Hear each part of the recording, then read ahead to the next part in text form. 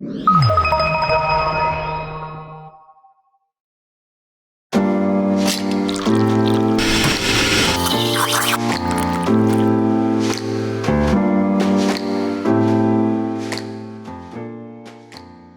and welcome to 2021's first Extra Shot, the programme that puts a virtual whiff of freshly roasted beans into your viewing experience. My name is Ray Lemaitre, I'm the editorial director at TelecomTV, and I'm here to look back at some of the key themes from our recent Open RAN summit.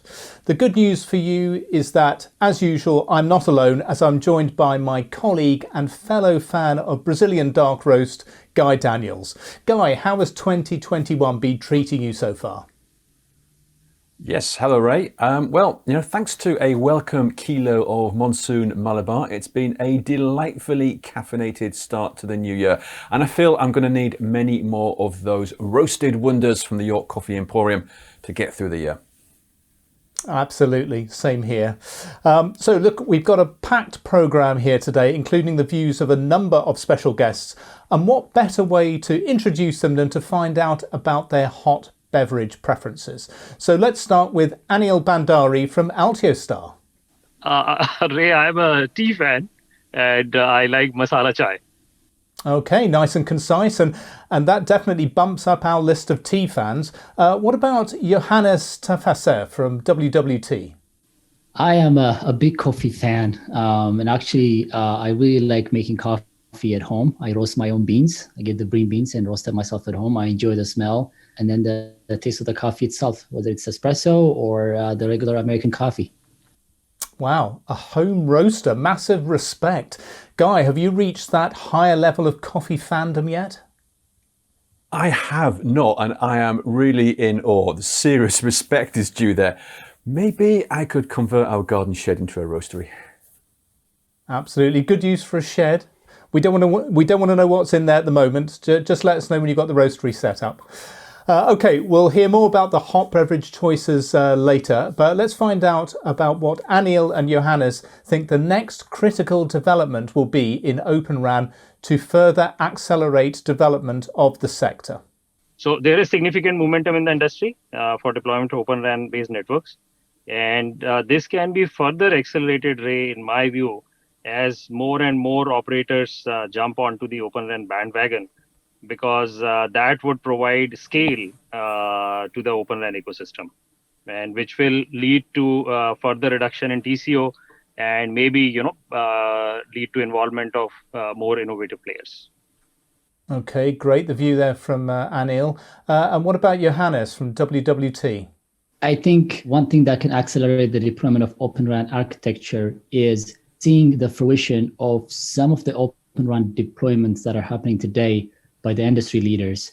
As you know, there are some really good large-scale commercial deployments today. Just bringing additional deployments to market will help others follow suit.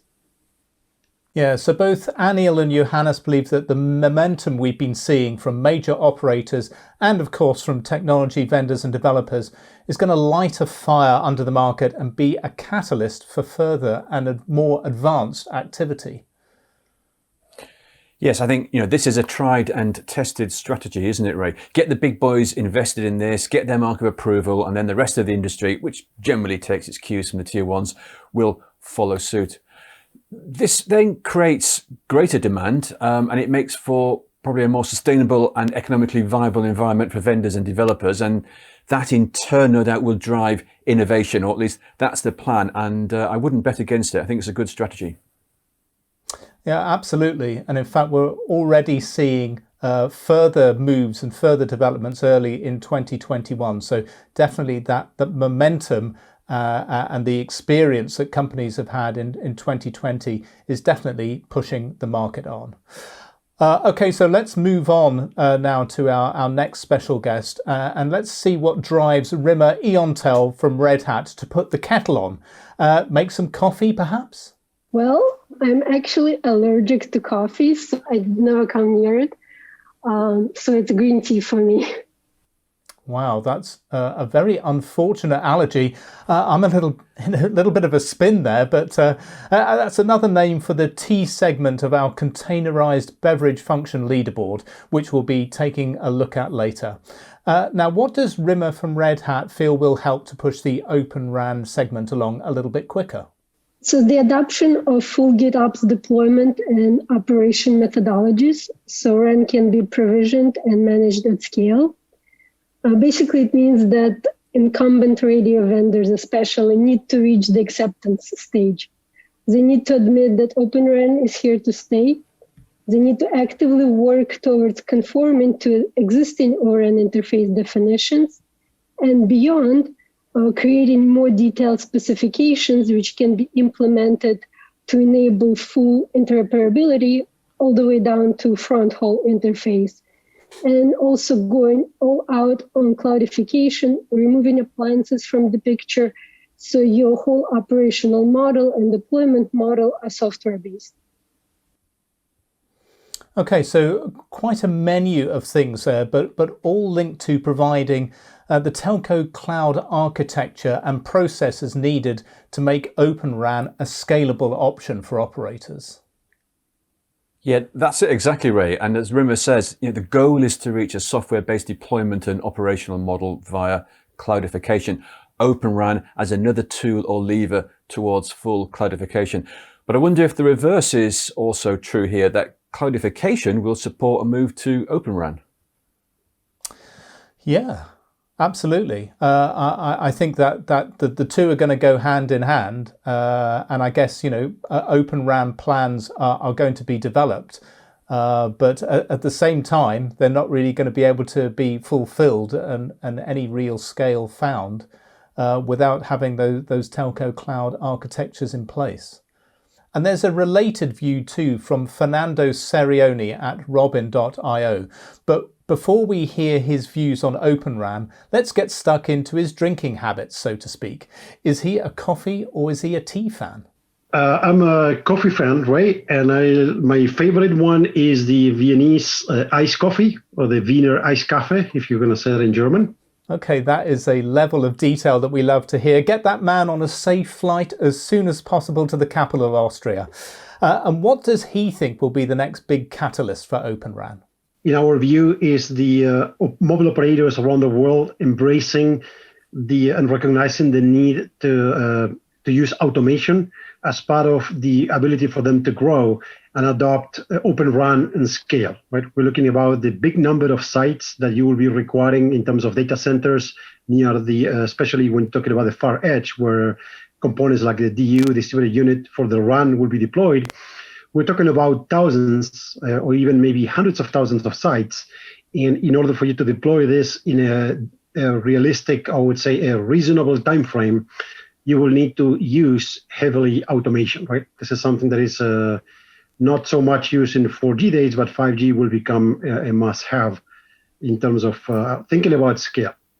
Right, and as with many other developments related to 5G and the associated telco cloud developments, the automation of processes is going to be absolutely key for scale deployments. Yes, automation is needed to scale Open RAN. It makes sense, and another reason why telcos need to keep pushing their automation activities. I think we're already getting the message that Open RAN is not an island. Don't view this just in isolation. It's very tightly tied in with a number of other major transformation trends that we're already seeing in the network. Okay, absolutely, yes. I mean, this is a very rich tapestry of development for operators, lots of different parts to consider.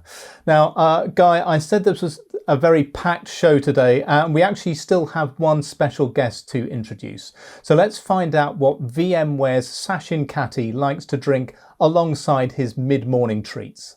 It depends on which part of the year you ask me. So right now I'm a coffee fan because it's winter and it's cold, and I really like my warm coffee as a pick-me-up. So when I go for my coffee, it's usually a flat white with almond milk. And so that's my go-to drink. You can see me sometimes sipping 3 or 4 of those every day. On tea, I love the German teas, especially the ones they release around Christmas time with some sweet flavors. So I really like teas that you get in Germany. But more or less, most of the time it's coffee and it's essentially flat whites for me. Well, I have to say I'm a little bit disappointed that Sachin doesn't have alternative options for spring or fall, or autumn as we like to call it here in Brexit land. But I do like his seasonal approach, and he's got one foot in each of the coffee and tea camps there. And what does Sachin think will be the next big thing in Open RAN? Open RAN has already demonstrated quite a bit of success in virtualizing and opening up, let's call it low band radio access networks. So in my opinion, the next big critical development will be the ability of Open RAN, cloud software and hardware to be able to handle C-band and massive MIMO urban deployments efficiently and at scale. And once we have the silicon and the cloud software to be able to handle those workloads, then there's really no stopping it, because it will now be able to handle the very high capacity urban deployments that a lot of operators are targeting with 5G. And that will really accelerate, that will remove the last roadblock that exists in Open RAN deployments today.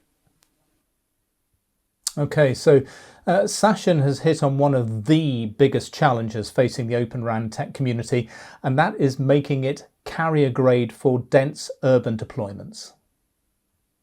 Yes, indeed. And whilst it has made sense to focus initially on rural deployments, the goal has to be the dense and high usage urban areas. It's the holy grail, if you like. If Open RAN can compete in these environments, then we can stop talking about it as being just like a niche offering and just a small part of the overall RAN mix. And then that's when it gets exciting. Then we can start joining up the dots with the 3GPP community and more tightly integrate open interfaces into future RAN specs. But I really want to highlight something Sachin said. He said, once we have the silicon, now it's easy to overlook the hardware with so much focus on software and cloudification, but developing the right silicon is certainly top of my trend list for 2021. It's something Rakuten flagged up as well at the end of last year, so we need a closer look at telecom silicon. Absolutely, and I think Rakuten Mobile is not alone in highlighting the need for further hardware development. We've heard Vodafone talking about this as well, and hoping that there will be more vendors in the broader Open RAN ecosystem looking at developing new hardware platforms that are going to enable these massive MIMO Open RAN technologies. So yep, definitely a great trend to highlight there, Guy. So we've heard from all of our guests and covered quite a few of the key developments in Open RAN. It's a searingly hot topic that's going to be making headlines throughout 2021, absolutely no doubt about that. But never mind that stuff. Guy, where do today's guests leave us in terms of our containerized beverage function leaderboard? Yeah, I'm glad you asked that, Ray. Our cloud-native friendly CBF repository is generating huge interest at the moment, and the number of contributors is increasing rapidly. I think we may need to move all this to an open source foundation soon. As for our latest contributors, we have an even split between coffee and tea. Johannes and Fernando are upstreaming with coffee, whilst Anil and Rima are downstreaming with tea.